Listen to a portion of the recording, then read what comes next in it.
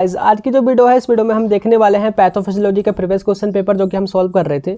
तो section A हमने देख लिया था, सेक्शन बी भी कंप्लीट हो चुका था और सेक्शन सी में आज हम बात करने वाले हैं। जो हमारा क्वेश्चन है वो है लास्ट वाला, explain the pathophysiology of AIDS. तो काफ़ी इंपॉर्टेंट क्वेश्चन है, हर बार ये आता है, तो इसको हम देखने वाले हैं। बाकी इसका जो पूरा जो सॉल्यूशन है प्रीवियस क्वेश्चन पेपर का आपको फार्मेसी वाला ऐप पे मिलेगा, आप डाउनलोड कर लीजिए, लिंक डिस्क्रिप्शन में मिल जाएगा, वहाँ से जाके आप इसको ले सकते हैं। तो देखिए बात करते हैं कि एड्स क्या है। तो ये जो है अगर हम सिलेबस की बात करें ना, सिलेबस में लास्ट यूनिट में आपको मिलेगा, हर बार आता है, काफ़ी इंपॉर्टेंट है। यूनिट 5 में सेक्सुअली ट्रांसमिटेड डिसीज एड्स। तो एक नेम तो आप लोगों को समझ आ गया होगा कि एक ऐसी डिसीज है जो कि सेक्सुअली ट्रांसमिटेड हो जाती है। तो देखिए बात करते हैं कि एड्स है क्या। जैसा कि मैं फुल फॉर्म आपको बता दूं, AIDS। ए का मतलब है एक्वायर्ड, ACQUIRED एक्वायर्ड। ID का मतलब है, ID को मैं दो फॉर्म में बता देता हूँ, इम्यूनो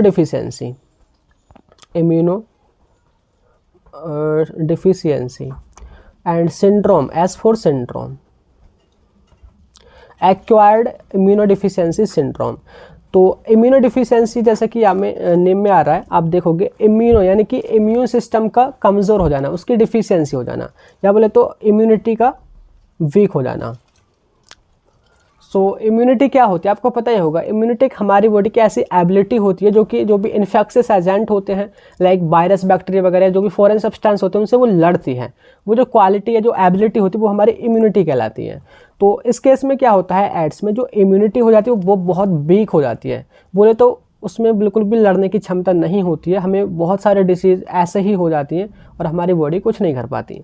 आप ऐसा समझिए जैसे कि हमारा देश है, हमारे देश के चारों तरफ बॉर्डर है, वहाँ पे हमारे सोल्जर्स यहाँ पे लगे हुए हैं कि कोई भी अगर हमारे देश में एंटर करता है तो वो उनसे लड़ेंगे। अगर क्या हो कि हमारे सोल्जर्स ही वहाँ पर ना हो, या बोले तो इसके टर्म में कि वहाँ पर हमारी इम्यूनिटी कमज़ोर हो जाए, तो कोई भी जो हमारे विदेशी जो भी ये दुश्मन हैं, जो भी घुसपैठिया वगैरह हैं, वो अंदर आएंगे और जो हमारे अंदर के जो पीपल्स हैं, हम लोग हैं, हमको मार सकते हैं, हमारे घरों पे कब्जा कर सकते हैं, कुछ भी कर सकते हैं और हम कुछ भी नहीं कर सकते। तो ये जो है उस केस में, यानी कि जब हमारी इम्यूनिटी कमज़ोर हो जाती है, तो जो हमारे इन्फेक्शियस एजेंट लाइक वायरस वगैरह हैं, बैक्टीरिया वगैरह हैं, तो वो हमारी बॉडी में आते हैं, नुकसान करते हैं और हमको सुला देते हैं, यानी कि हमारी डेथ हो जाती है। तो ये होता है एड्स, यानी कि हमारी इम्यूनिटी का कमज़ोर हो जाना। तो देखिए वही बात करें, acquired immunodeficiency syndrome is a syndrome that caused by HIV। एक वायरस होता है HIV की फुल फॉर्म है HIV, ह्यूमन इम्यूनोडिफिशियंसी, जैसे कि नेम में वही आ रहा है, इम्यूनो डिफिशियंसी वायरस। तो एक वायरस से कॉज होने वाली ये हमारी बीमारी है, ह्यूमन इम्यूनोडिफिशियंसी वायरस जिसको हम बोलते हैं। और इसको देखिए हम सिंड्रोम क्यों बोल रहे हैं, ये डिफरेंस होता है डिसीज में, डिसऑर्डर में, सिंड्रोम में। सिंड्रोम का कहने का मतलब है कि जैसे आपको एड्स हुआ, अब ऐसा नहीं है कि आपको केवल एड्स ही होगा, जब आपकी इम्यूनिटी कमज़ोर हो जाएगी ना, आपको साथ के साथ अदर बीमारी भी हो जाएंगी। ऐसे मतलब कि जब आपकी इम्यूनिटी ही कमज़ोर हो जाएगी तो आपकी बॉडी बिल्कुल भी नहीं लड़ेगी, बल्कि बहुत ज़्यादा बीमारी एक साथ हो जाएंगी। तो उसी बीमारियों के ग्रुप को, या बोले तो जो साइन और सिम्टम का जो ग्रुप होता है, उसी को हम सिंड्रोम बोलते हैं। तो एड्स हमारा सिंड्रोम होता है। तो बात करें, देखिए इट इज़ द कंडीशन और illness in which our immune system become weak. एक ऐसी कंडीशन है जिसमें हमारा इम्यून सिस्टम काफ़ी कमज़ोर हो जाता है। And mean body loss the ability to fight against infectious agent. हमारी बॉडी में ये एबिलिटी नहीं होती कि वो इन्फेक्शियस एजेंट से जाकर के लड़े, बल्कि हमारी बॉडी का नुकसान ही होता रहता है। तो बात करें जो एड्स होता है, सपोज जैसे कि आपको डायरिया हो गया, डायरिया आपके लिए नॉर्मल सी बीमारी होगी ना, मतलब 2-3 दिन में ठीक हो जाएगा डायरिया नॉर्मली। लेकिन उसी केस में अगर एड्स वाले पेशेंट को डायरिया हो जाता है ना, तो वो नॉर्मल से ठीक नहीं होता है, बल्कि काफ़ी टाइम लगता है और कभी कभी तो डायरिया की वजह से भी डेथ हो जाती है। यानी कि जो डिसीज़ हमारा कुछ नहीं कर सकती, एक नॉर्मल इंसान का कुछ नहीं कर सकती, वो भी एड्स वाले इंसान को अगर हो जाती है तो उसकी वो मौत का कारण बन सकती है। तो यह है हमारा एड्स, यानी कि कितना कमज़ोर कर देता है हमारे इम्यूनिटी सिस्टम को। तो बात करें जो एड्स जो है सबसे पहले रिकॉग्नाइज किया गया था 1981 में यूएस में। सबसे पहले यहाँ पे रिकॉग्नाइज हुआ था। And AIDS takes many years to develop, और एड्स के डेवलप होने में कई सालों लगते हैं। ऐसा नहीं है कि आज HIV हमारे अंदर गया तो आज ही से हमें प्रॉब्लम होने लग जाएगी, बल्कि सालों 2 सालों बाद जब HIV अपने आपको रेप्लिकेट करता है, अपनी संख्या बढ़ाता है, फिर हमारी सेल को डिस्ट्रॉय करता है, तो धीरे धीरे धीरे धीरे 2-3 साल बाद इसके हमें सिम्टम नज़र आते हैं। जब हम सिम्टम नज़र आएंगे तो चेकिंग वगैरह कराएंगे हम, टेस्टिंग वगैरह, तो जब जा कर के हमें पता चलता है कि हमको एड्स हुआ है, तो काफ़ी टाइम लगता है। तो बात करें इसकी इटियोलॉजी की कि कॉज क्या है, रीज़न मैंने बताया था कि HIV जो वायरस होता है, इम्यूनोडिफिशियेंसी वायरस, उसकी वजह से ही होता है। अगर देखिए बात करें जो HIV जो वायरस है, तो ये जो है हमारा रेट्रो वायरस होता है। रेट्रो कहने का मतलब है इसके अंदर जो जेनेटिक मटेरियल जो होता है वो RNA होता है। तो देखिए 2 तरह के वायरस होते हैं, एक वायरस जिसके अंदर जो जेनेटिक मटेरियल है वो RNA है, ठीक है, उनको हम बोलते हैं रेट्रो वायरस। एक दूसरे वायरस होते हैं जिनके अंदर जो जेनेटिक मटेरियल होता है वो DNA होता है, ठीक है। तो ये है हमारा रेट्रो वायरस जिसके अंदर RNA होता है सिंगल स्ट्रैंडेड। तो बात करें ये जो है 2 टाइप्स का होता है, HIV-1 एंड HIV-2। जो HIV-1 है वो मोर इन्फेक्टिव होता है ज़्यादा, एंड HIV-2 थोड़ा लेस होता है, लेस इन्फेक्टिव। बात करें in starting when any person is HIV positive so it feel and look healthy for long time. जब आपको HIV पॉजिटिव आप हो जाते हैं, आपके अंदर HIV चला जाता है, तो आप बिल्कुल फिट रहते हैं, कोई भी आपको दिक्कत नहीं आती है स्टार्टिंग डेज में। लेकिन वहीं महीनों बाद, 6 महीनों बाद, सालों बाद आपको फिर प्रॉब्लम आने लगती है। तो यह है इसकी इटियोलॉजी, यानी कि किसकी वजह से ये होती है बीमारी। अब बात करते हैं सिम्टम की। तो क्या सिम्टम नज़र आते हैं, देखिए स्टार्टिंग डेज में जो सिम्टम नज़र आते हैं वो हैं, देखिए फीवर आपको हो सकता है, हेडेक और सोर थ्रोट, गले में प्रॉब्लम हो सकती है, एंड एक्सिस फैटिग्यू, आपको थकान वगैरह रह सकती है, मसल पेन हो सकता है, स्वेलन ग्लैंड, जो ग्लैंड वगैरह वो स्वेलो कर सकती हैं, चिल्स वगैरह, यानी कि आपका टेम्परेचर वगैरह बढ़ा रह सकता है। तो ये है इसके स्टार्टिंग के सिम्टम। अगर देखिए बात करें जो लास्ट स्टेज है कि बाद में आपको कौन कौन से सिम्टम नज़र आते हैं जब आपको एड्स हो ही गया है। परसिस्टेंट हाई फीवर टेम्परेचर, यानी कि 100+ फ़ारेनहाइट पे आपका जो फीवर है वो लगातार बना रहेगा। इसके अलावा वाइट स्पॉट इन माउथ, आपके माउथ में वाइट स्पॉट्स हो सकते हैं। नेक्स्ट जेनाइटल और एनल सोर, जो आपके रिप्रोडक्टिव ऑर्गन्स होते हैं, तो वहाँ पे कुछ सोर्स वगैरह हो सकते हैं, वहाँ पे इन्फेक्शन हो सकता है, एंड रेसेस देखे जा सकते हैं आपके स्किन पे। Regular coughing and breathing problem, आपको लगातार सांस लेने में दिक्कत हो सकती है, खांसी वगैरह आपको हो सकती है। इसके अलावा वेट लॉस, आपका वेट काफ़ी कम हो सकता है, न्यूमोनिया आपको हो सकता है, परसिस्टेंट हेडेक की लगातार प्रॉब्लम रह सकती है।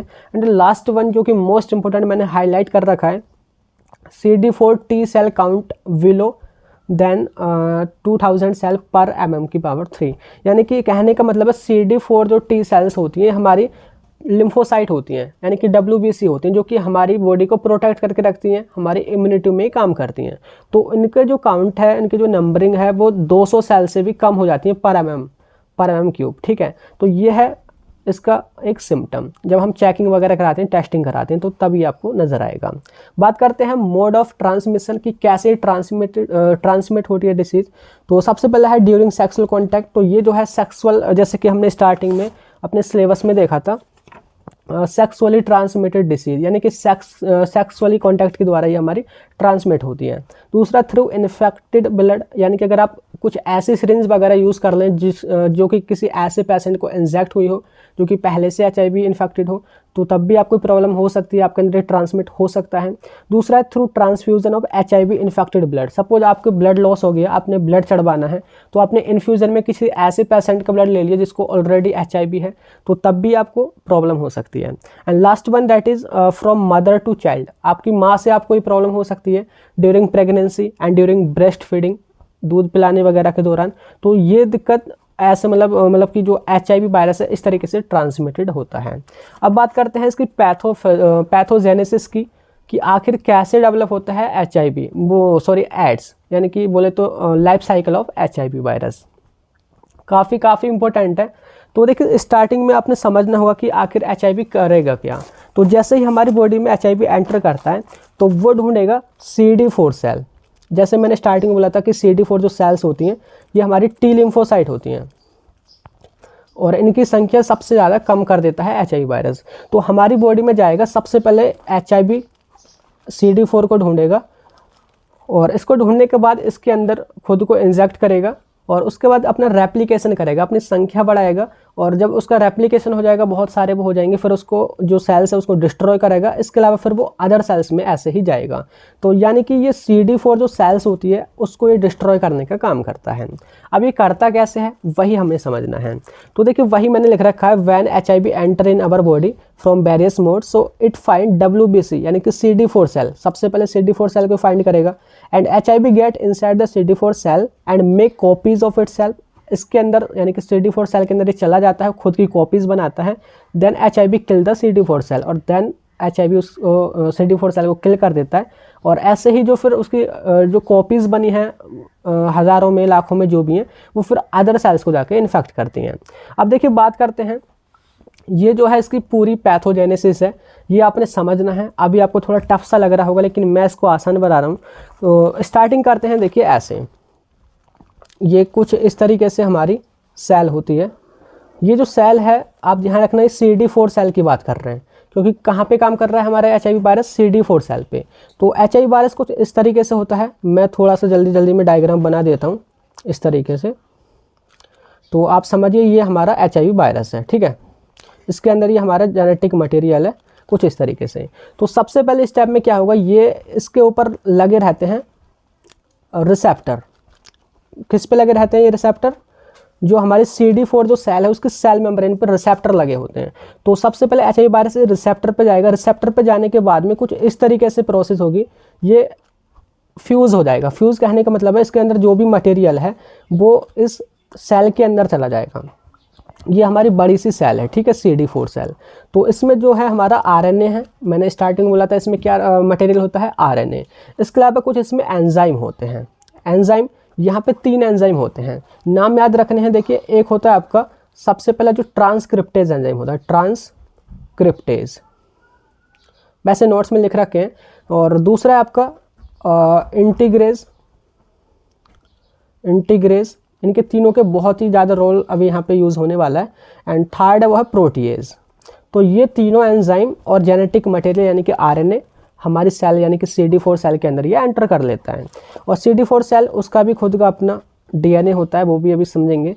तो जैसे ही ये एंटर करता है तो उसके बाद प्रोसेस होती है ट्रांसक्रिप्शन की, रिवर्स ट्रांसक्रिप्शन। रिवर्स ट्रांसक्रिप्शन आप ऐसे समझिए, जैसे मैं दूसरे पेज पे समझाता हूँ कहीं। रिवर्स ट्रांसक्रिप्शन को आप ऐसे समझिए जैसे कि आपको पता होगा DNA से DNA का रेप्लिकेशन होता है, ठीक है। DNA से RNA बनता है, RNA से हमारी प्रोटीन सिंथेसिस होती है। तो ये है आपका DNA से DNA बनना, ये रेप्लिकेशन कहलाता है। ये DNA से RNA बनना, ये ट्रांसक्रिप्शन कहलाता है, ट्रांसक्रिप्शन, ठीक है।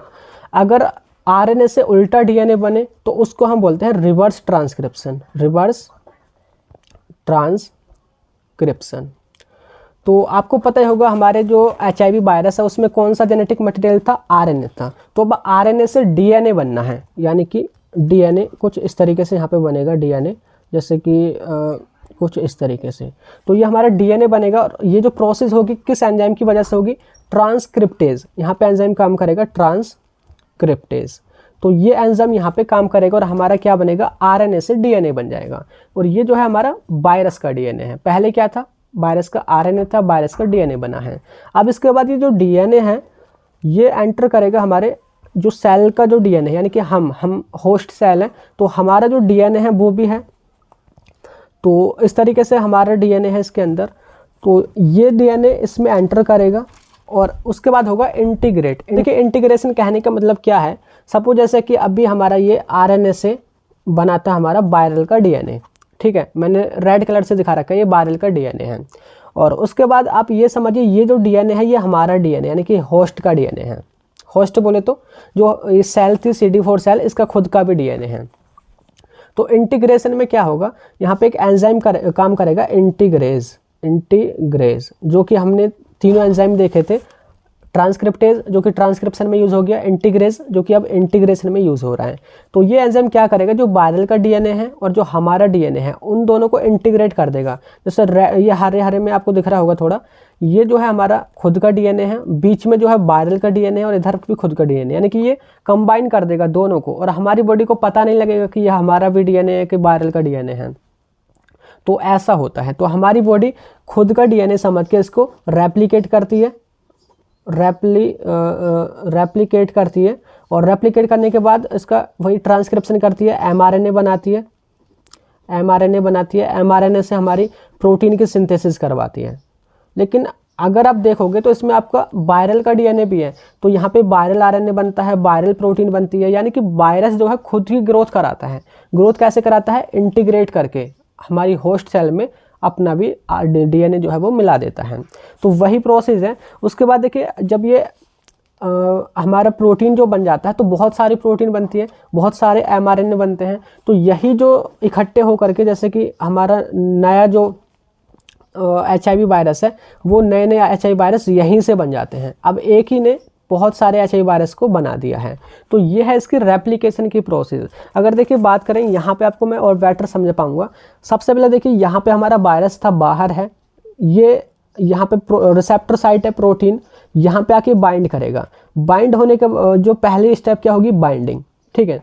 दूसरा क्या होगा? फ्यूज़न। फ्यूज़न कहने का मतलब वायरस इस तरीके से सेल मेम्ब्रेन में फ्यूज़ होगा। जो भी ये रेड में जो है ये आरएनए है, और ये जो दिख रहे हैं ये आपके वो है एंजाइम। तो ये हमारे सेल के जो साइटोप्लाज्म उसमें एंटर करेंगे, यानी कि फ्यूज़ हो जाएंगे। उसके बाद होगी तीसरी स्टेप, रिवर्स ट्रांसक्रिप्टेज, यानी कि आरएनए से डीएनए बनेगा। यहाँ पे सिंगल स्ट्रैंडेड नज़र आ रहा है जो कि आरएनए है, या डबल स्ट्रैंडेड हो गया यानी कि डीएनए बन गया। अब यही डीएनए हमारे जो सेल का न्यूक्लियस है, CD4 सेल, ये CD4 सेल है, ठीक है। CD4 का जो न्यूक्लियस है, उसमें जो रेड कलर में आपको बीच में नज़र आ रहा है वो वायरल का डीएनए है, ब्लू कलर में जो नज़र आ रहा है वो हमारी सेल का डीएनए है। तो दोनों इंटीग्रेट हो गए। यहाँ पे इंटीग्रेशन का काम कौन सा काम एंजाइम काम कर रहा है? Integrase enzyme. उसके बाद हमारी जो बॉडी है खुद का डीएनए समझ के इसको रेप्लिकेट करेगी, इससे एमआरएनए बनाएगी, एमआरएनए से हमारी प्रोटीन वगैरह की सिंथेसिस होगी। लेकिन एक्चुअली में इसमें वायरल डीएनए भी इंटीग्रेट है। तो यहाँ पे इनडायरेक्टली बोले तो वायरस खुद की ग्रोथ कर रहा है, खुद के लिए प्रोटीन बना रहा है, खुद के लिए एमआरएनए बना रहा है। और यही जो एमआरएनए प्रोटीन वगैरह जो न्यू बनी है, ये बहुत सारी बनती हैं। तो ऐसे करके वायरल अपना एक जगह इकट्ठा कर लेता है, लास्ट में जाके सारी चीज़ें एक न्यू वायरस को जन्म देती हैं, इस तरीके से इकट्ठी हो जाती हैं, और इसको हम बोलते हैं असेंबलिंग की प्रोसेस। और असेंबलिंग के बाद में फ्री जो हमारे सेल मेम्ब्रेन है उससे छूट जाती है और न्यू वायरस हमारा बन जाता है। अब ये एक ही नहीं बनेगा, बल्कि यहाँ पे इतना मटेरियल है कि ऐसे बहुत सारे वायरस बन जाएंगे।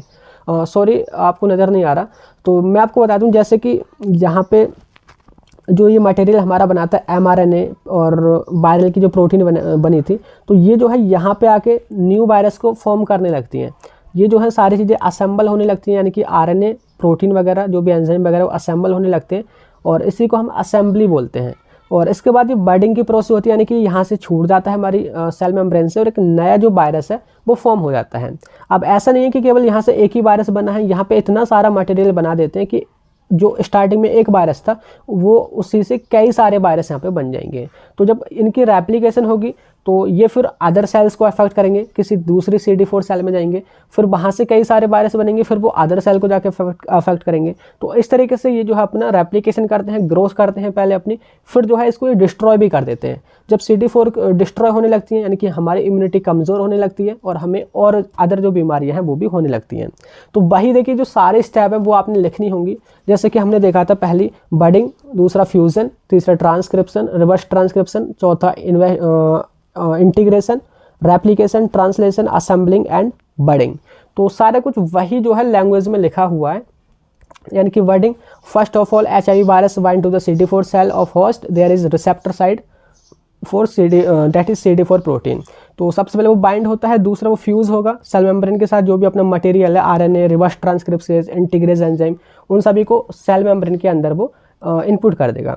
बात करें उसके बाद रिवर्स ट्रांसक्रिप्शन होगा, यानी कि आरएनए से डीएनए बनेगा, जो कि हम समझ चुके हैं।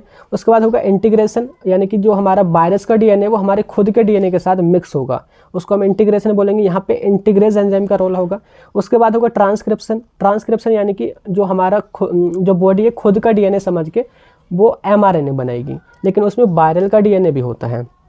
उसके बाद होगा ट्रांसलेशन, यानी कि जो हमारा वायरल का एमआरएनए बना है वो फिर अपने खुद के लिए वायरल की जो प्रोटीन्स हैं उनको सिंथेसाइज करेगा, जिससे कि न्यू वायरस को बनाया जा सके। तो ये सारी प्रोसेस होती हैं। और उसके बाद लास्ट में होती है असेंबलिंग। असेंबलिंग कहने का मतलब वो सारी चीज़ें प्रोटीन और आरएनए वगैरह है, एक जगह मूव हो जाते हैं सरफेस पे, सेल मेम्ब्रेन पे असेंबल हो जाते हैं और एक न्यू HIV वायरस को वो फॉर्म करते हैं।